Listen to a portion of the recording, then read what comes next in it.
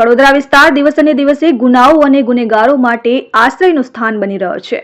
રોજબરોજ કોઈક ને કોઈક ગુનાઓ આ વિસ્તારમાં બનતા જ રહે છે। ગઈકાલે પણ એક 5 દિવસથી ગુમ 10 વર્ષીય બાળકીની લાશ મળી આવી હતી। પોલીસે તેની તપાસમાં લાગી છે। ત્યાં તો સાંજે કડોદરા 4 રસ્તા નજીક આવેલ અરિહંત પાર્ક વિસ્તારમાં યુવકનું ચપ્પુના ઘા ઝીકી ઢીમ ઢાળી દેવાયું હતું।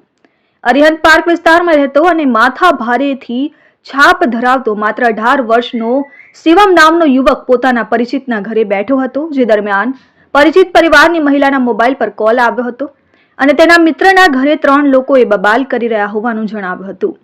જેથી પરિચિત મહિલાનો દીકરો ત્યાં જવા નીકળતો હતો। તેની સાથે શિવમ પણ ગયો હતો। જો કે અન્ય લોકોની સામાન્ય બબાલમાં શિવમ પડતા બબાલ કરી રહેલા વિશાલ નામના યુવકે શિવમને છાતીના ભાગે ચપ્પુના ઘા ઝીકી દીધા હતા અને ત્રણેય યુવકો ઘટના સ્થળેથી ફરાર થયા હતા। જો કે સ્થાનિકોએ શિવમને તરત જ હોસ્પિટલે સારવાર અર્થે લઈ ગયા હતા, જ્યાં ટૂંકી સારવાર બાદ શિવમનું મોત નીપજ્યું હતું।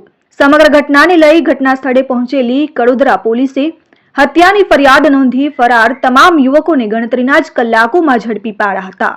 કડોદરા પોસ્ટ વિસ્તારના અરિહંત પાર્કનો ગઈકાલ સાંજનો બનાવ છે।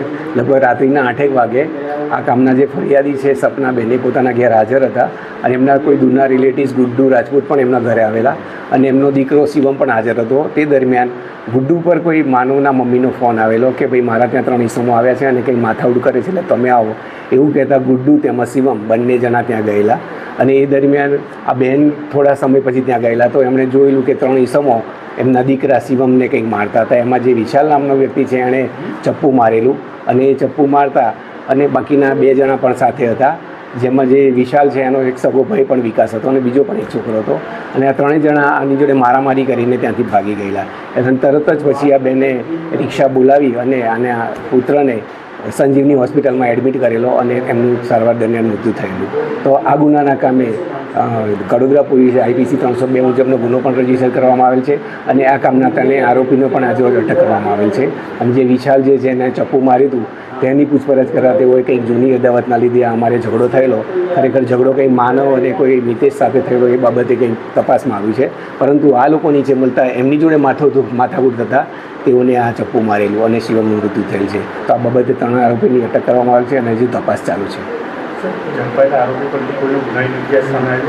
ના, હજુ તો હાલ જ હમણાં 1 કલાક પહેલાં જ આ બધું થયું છે એટલે હજુ તપાસ ચાલુ છે એ બાબતે।